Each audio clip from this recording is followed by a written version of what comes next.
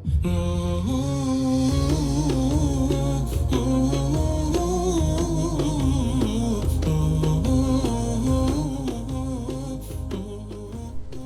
جو واقعہ آپ کے ساتھ شیئر کرنے جا رہے ہیں وہ شاید آپ نے پہلے کبھی نہ سنا ہو۔ یہ واقعہ ہے آقا کریم علیہ الصلوۃ والسلام کے بچپن کا، کہ جب بظاہر طبیب کو مریض کے ہاتھوں شفا ہو گئی۔ ویڈیو کو اینڈ تک دیکھیے گا۔ اگر آپ نے چینل کو سبسکرائب نہیں کیا تو کر لیں۔ بسم اللہ الرحمن الرحیم۔ السلام علیکم، ویلکم ٹو سٹوری ورڈز۔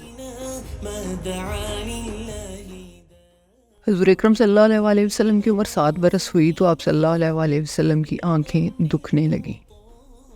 حضرت عبدالمطلب نے آپ کا بہت علاج کروایا، لیکن آپ صلی اللہ علیہ وسلم کی آنکھیں ٹھیک نہیں آئیں۔ تو آپ صلی اللہ علیہ وسلم کے دادا بہت پریشان ہوئے کہ اب کیا کیا جائے، ان کا علاج کہاں سے کروایا جائے۔ وہ سوچنے لگے کہ میرا پوتا ٹھیک کیوں نہیں ہو رہا۔ آپ پریشان بیٹھے تھے، سوچ رہے تھے، مگر کسی جاننے والے نے کہا کہ اے مکہ کے سردار، پریشان کیوں ہیں؟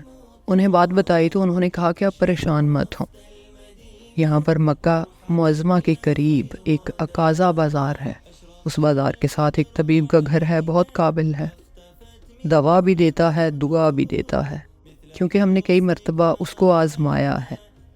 اب وہ طبیب صرف طبیب نہیں تھا، وہ راہب تھا۔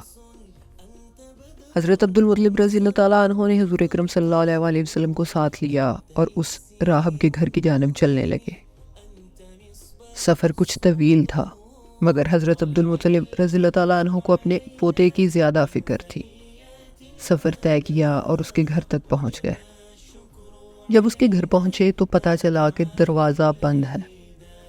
ارد گرد لوگوں سے پوچھا، انہوں نے بتایا کہ ہاں، طبیب تو بہت اچھا ہے اور اس کے ہاتھ میں شفا بھی ہے، لیکن ہے کچھ من موجی قسم کا۔ یہ عموماً دروازہ نہیں کھولتا، گھر کے اندر رہتا ہے اور خدا کی عبادت کرتا ہے، اور جب اس کا دل چاہتا ہے یہ ایک دن کے لیے دروازہ کھولتا ہے، اور لوگ اس کے پاس اپنی بیماریوں سے شفا کے لیے آتے ہیں۔ تو حضرت عبدالمطلب رضی اللہ تعالیٰ عنہ نے پوچھا کہ اب یہ دروازہ کب کھلے گا؟ تو لوگوں نے کہا کہ اب یہ دروازہ نہیں کھلے گا، کیونکہ آج ہی اس نے دروازہ بند کیا ہے اور تقریباً کوئی 6 ماہ لگ جائیں گے اسے دوبارہ دروازہ کھولنے میں۔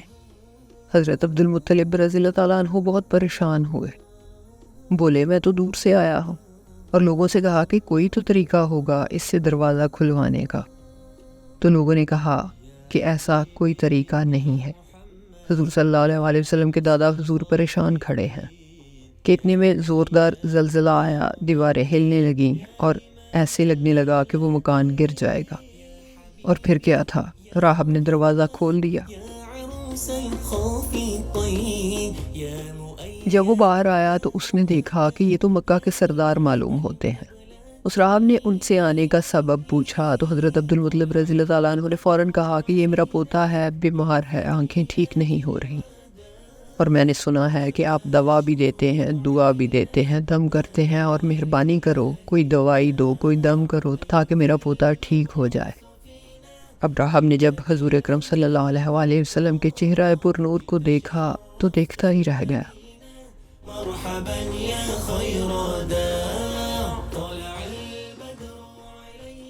بڑی ہی عزت و تکریم کے ساتھ اس نے حضور اکرم صلی اللہ علیہ وسلم اور ان کے دادا کو اپنے گھر کے اندر بلایا۔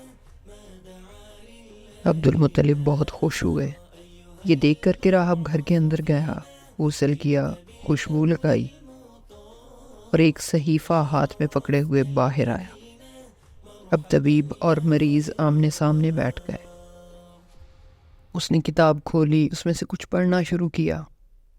دادا حضور بڑے مطمئن بیٹھے ہیں کہ میرے پوتے کا علاج ہو رہا ہے۔ وہ چہرہ انور کو دیکھتا اور پھر کتاب میں گم ہو جاتا۔ کچھ دیر یہی سلسلہ جاری رہا۔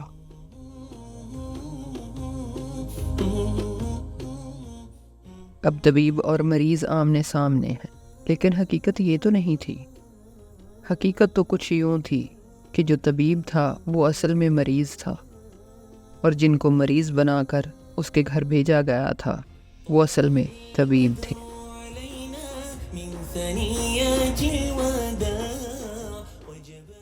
اور وہ جو بار بار صحیفے میں سے کچھ پڑھ رہا تھا وہ آقا کریم علیہ الصلوۃ والسلام کا علاج نہیں کر رہا تھا، بلکہ وہ ان نشانیوں کے بارے میں پڑھ رہا تھا جو اس الہامی کتاب میں بیان کی گئی تھیں آخری نبی کے متعلق۔ اور جب اس نے دونوں کو پڑھ لیا، یعنی صحیفے کو اور آقا کریم علیہ الصلوۃ والسلام کے چہرہ انور کو، تو وہ قدموں میں بیٹھ گیا اور آپ صلی اللہ علیہ وآلہ وسلم کے آخری نبی ہونے کی گواہی دی۔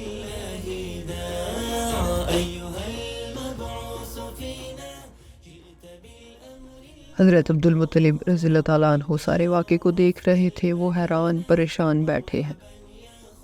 اب انہیں ڈھارس بند گئی، بولے کہ میرے پوتے کا علاج کر دو۔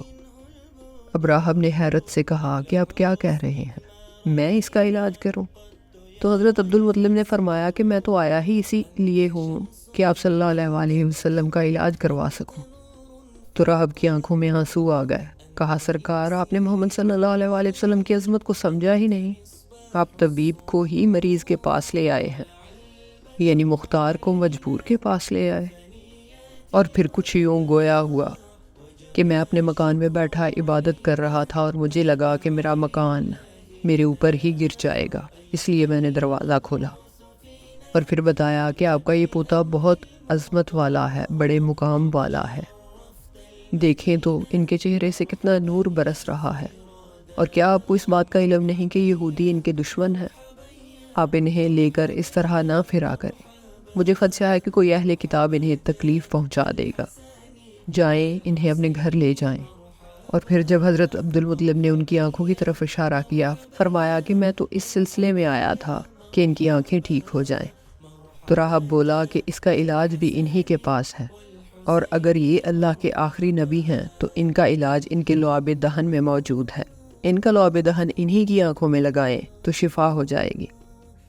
تو فوراً ہی ایسا کیا گیا اور آقا کریم علیہ الصلوۃ والسلام کی آنکھیں ٹھیک ہو گئیں۔ اب تو راہب کو پکا یقین ہو گیا کہ یہ آقا کریم علیہ الصلوۃ والسلام کی شان ہے کہ وہ آخری نبی ہیں۔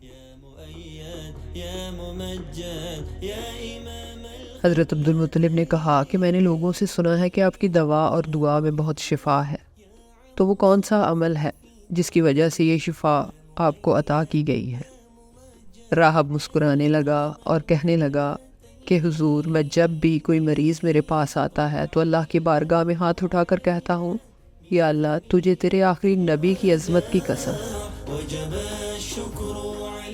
اس کے پیار کا واسطہ، اس کی محبوبیت کا واسطہ اس بیمار کو شفا دے دے۔ اور پھر میں مریض پر دم کرتا ہوں اور دعا کرتا ہوں، اس طرح اس مریض کو شفا ہو جاتی ہے۔ یعنی میں انہی آخری نبی کی عظمت کے وسیلے سے دعا مانگتا ہوں اور میری دعا قبول ہو جاتی ہے۔ اب راہب کی باتیں سن کر حیران ہونے کی ضرورت تو نہیں ہے، کیونکہ جب ہم نماز پڑھتے ہیں تو ہماری نماز مکمل ہی نہیں ہوتی جب تک ہم آقا کریم علیہ الصلوۃ والسلام پر درود پاک نہ پڑھ لیں، اور ہماری دعائیں بھی تو معلق رہتی ہیں ہوا میں جب تک ہم دعا سے پہلے اور اس کے بعد آقا کریم علیہ الصلوۃ والسلام کی ذات مبارکہ پر درود نہ پڑھیں۔ اپنا بہت سا خیال رکھیے گا، دعاؤں میں یاد رکھیے گا۔ اللہ حافظ۔ طلع البدر علينا من ثنيات الوداع وجب الشكر علينا ما دعا لله داع أيها المبعوث فينا جئت بالأمر المطاع جئت شرفت المدينة مرحبا يا خير الداع